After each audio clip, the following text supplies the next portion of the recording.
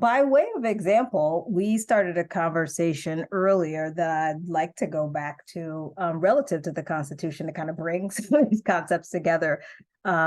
We were sort of walking through the different amendments in the Constitution, and I think the example, and I'll be quiet and I don't want to misspeak for you, but the example you were giving was about sort of the earlier writings relative to the Constitution. You already mentioned, right, that race, specific race or racial groups weren't mentioned. It was sort of assumed in different ways. But we were talking about the example of defining Black men, I think was, as we were thinking about women's history as well, as 3/5 of a human. So I'm wondering if we can go back to some of those conversations and then kind of help folks understand what we often say, I think in our trainings, right, is that racism in particular, right? You have to understand how race shows up and racism in particular and how it continues to sort of manifest. But if we go back to the 3/5 of a human kind of example, and then talk about, I think, some of the current ways in which we see those sentiments continue to show up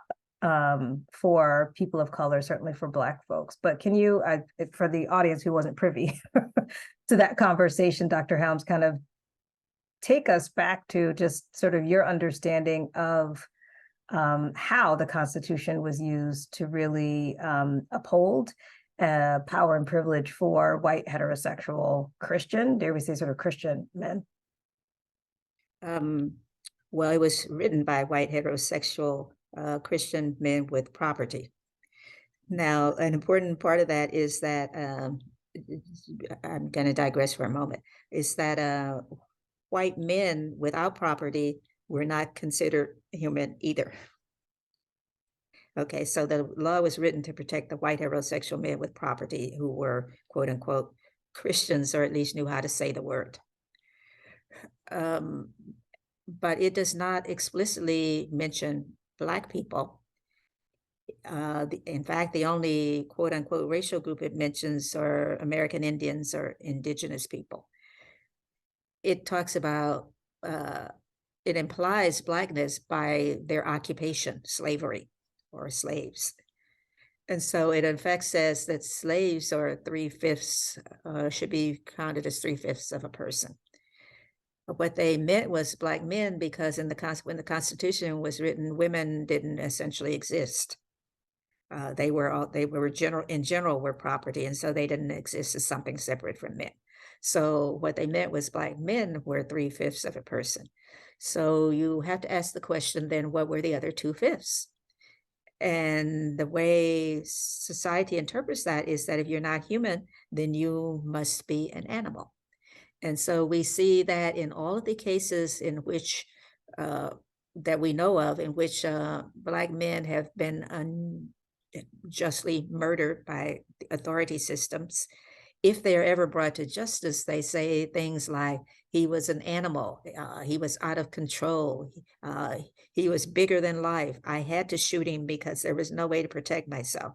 So the implication is that you're not dealing with a human, you're dealing with an animal. Nothing has ever been written to overcome the notion that Black men in particular are animals. And in fact, the stereotypes of Black men, if you are a psychologist, you know that those are still stereotypes that characterize him as a beast, as an animal of some sort. People think that the amendments to the Constitution began to give Black people rights. But actually, if you read the amendments, they never explicitly mention Black people. And so the amendments that talk about race and give racial groups the right to vote, for instance, were actually for the white men who did not have the right to vote. So the white men without property. They don't mention Black people. And we know that this is true because they had to put in place voting rights acts that in fact gave, at least theoretically, Black people the right, Black men, the right to vote.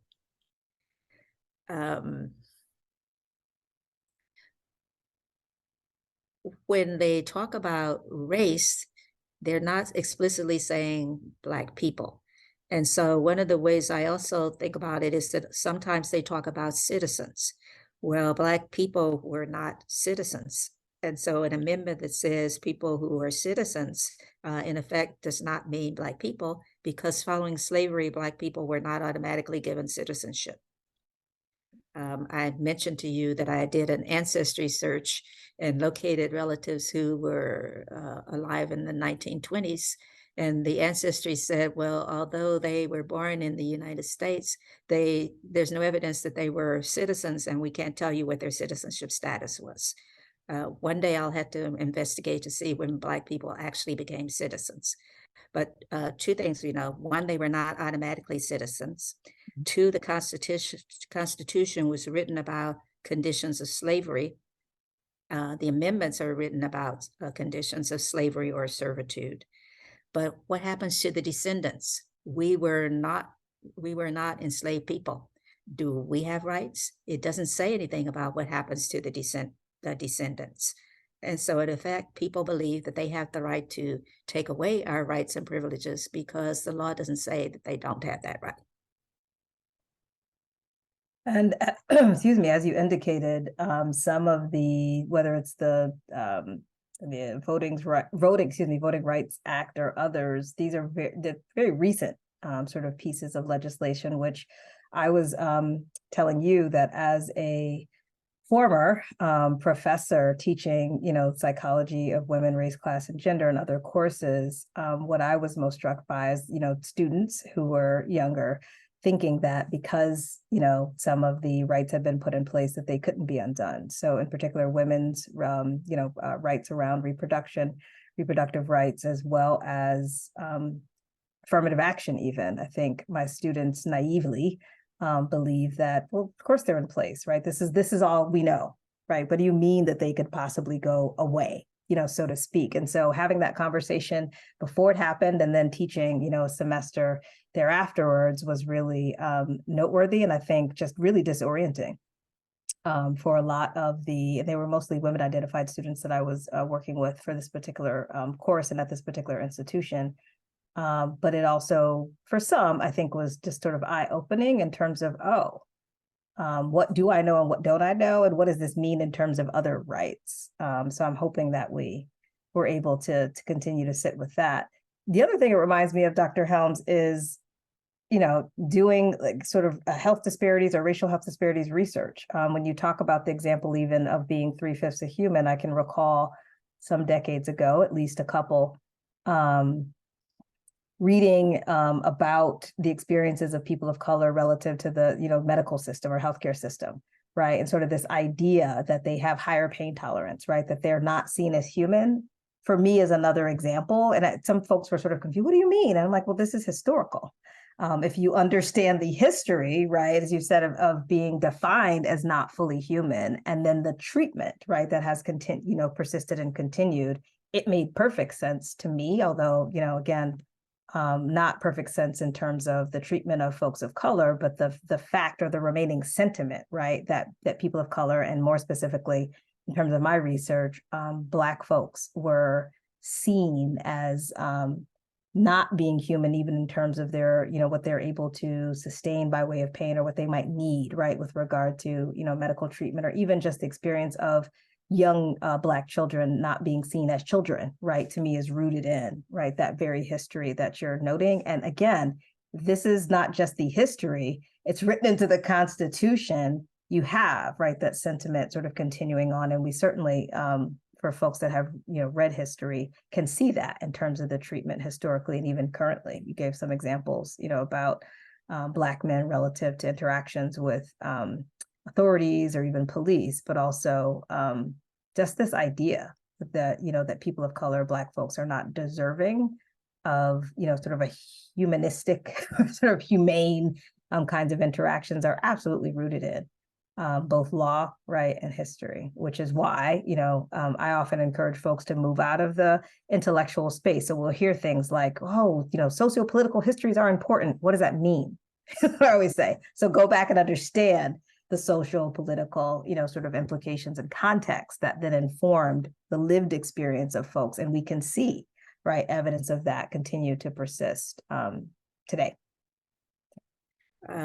Yes, I agree. I think we tend to be quite academic about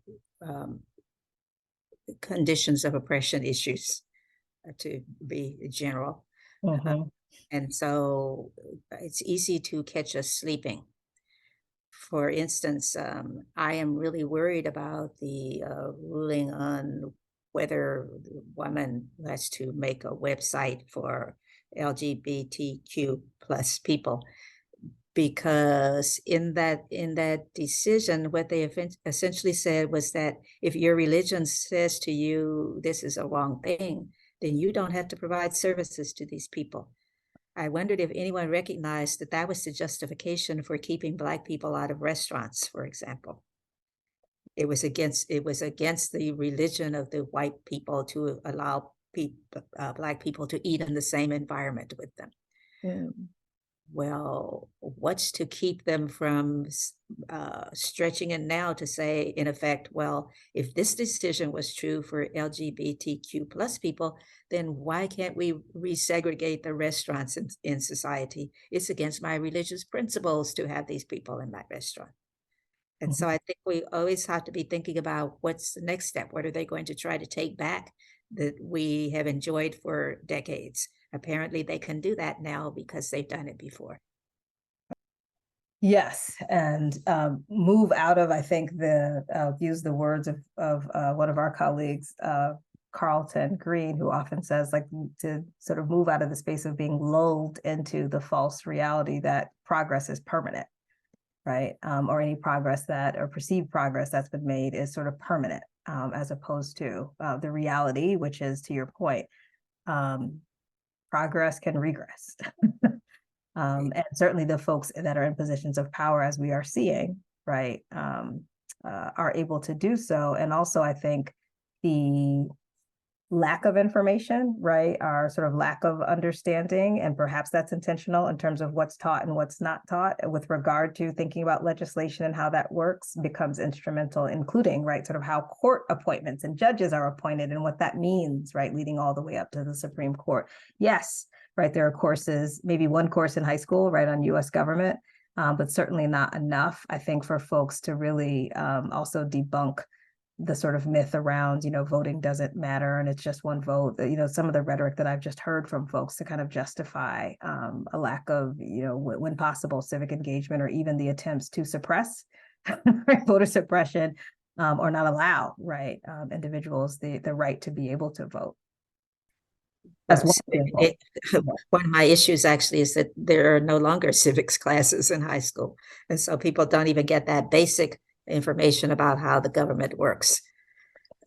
So what that means is that, given that many young people are getting their education from social media, is that people can tell them all sorts of fantasies and they believe that that's the case.